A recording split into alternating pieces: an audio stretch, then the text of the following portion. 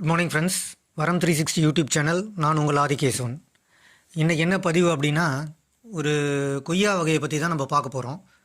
இப்போ நீங்கள் இந்த வீடியோவில் பார்க்குற இந்த கொய்யாவை பாருங்கள்.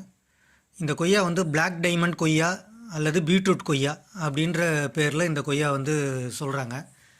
இதனுடைய இலைகள் வந்து பார்த்திங்கன்னா மற்ற கொய்யாவில் வந்து கொஞ்சம் வித்தியாசமாக இருக்கும்.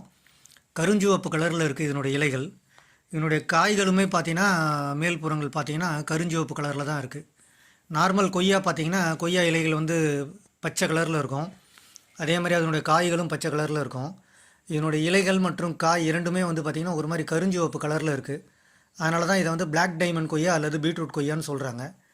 இந்த கொய்யாவை நீங்கள் உடச்சி பார்த்தீங்கன்னா உள்ளேயும் வந்து பார்த்திங்கன்னா கொய்யா வந்து ஒரு கருமை நிறைந்த ஒரு சிவப்பு கலரில் தான் இருக்குங்க இந்த பழம். இது வந்து ஒரு அரிய வகை கொய்யாங்க. இது வந்து ப்ரீமியம் குவாலிட்டி கொய்யா. இது வந்து பார்த்திங்கன்னா உள்ள இளஞ்சிவப்பு நிறமாக இருக்கும். இது மற்ற கொய்யாக்கள்லேருந்து எப்படி வித்தியாசப்படுதுன்னா, இது வந்து இதனுடைய சுவை வந்து ரொம்ப அதிகமாக இருக்குங்க. மற்ற கொய்யாவோட ஒரு சுவை அதிகமாக இருக்கும். மற்ற கொய்யாவுடைய சுவையை பார்த்திங்கன்னா ஒரு இனிப்பு கலந்து ஒரு லைட்டான ஒரு புளிப்புத்தன்மை இருக்கும். இந்த கொய்யா வந்து மிகவும் இனிப்புத்தன்மை வாய்ந்த ஒரு கொய்யாவாக இருக்கும். இதில் மனம் ரொம்ப அதிகமாக இருக்கும். இந்த கொய்யாவில் வந்து விதைகள் ரொம்ப குறைவுங்க. மற்ற கொய்யாவில் வந்து விதை இருக்கும், அந்த விதையும் கடுமையானதாக இருக்கும். இதை விதை வந்து ரொம்ப குறைவாக இருக்கும். இந்த விதைகள் வந்து ரொம்ப மென்மையானதாக இருக்கும். இது வந்து ஒரு ஒட்டு வகை கொய்யாங்க. இது வந்து விதை போட்டு வளரக்கூடிய ஒரு கொய்யா இல்லை. இது வந்து ஒரு ஒட்டு வகை கொய்யா.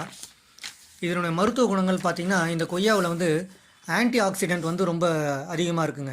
ஆன்டி ஆக்சிடென்ட் தன்மை அதிகமாக இருக்கிறதுனால இது வந்து இந்த ஹார்ட் அட்டாக்கு, கேன்சர் அந்த மாதிரி வியாதிகள் வர்றதை வந்து தவிர்க்குது அப்படின்னு சொல்கிறாங்க. இதில் விட்டமின் சி வந்து அதிகமாக இருக்குது. மற்ற கொய்யாவோட இதில் விட்டமின் சி வந்து ரொம்ப அதிகம். இதில் நோய் எதிர்ப்பு சக்தி வந்து ரொம்ப அதிகமாக இருக்குங்க. இது செரிமானத்தை வந்து தூண்டி செரிமானத்தை வந்து மேம்படுத்தக்கூடிய ஒரு தன்மை இந்த கொய்யாவில் இருக்குது. சுகர் பேஷண்ட்ஸ் வந்து இந்த கொய்யாவை வந்து அளவோடு எடுத்துக்கிட்டோம்னா சுகர் வந்து கட்டுக்குள்ளே இருக்குங்க.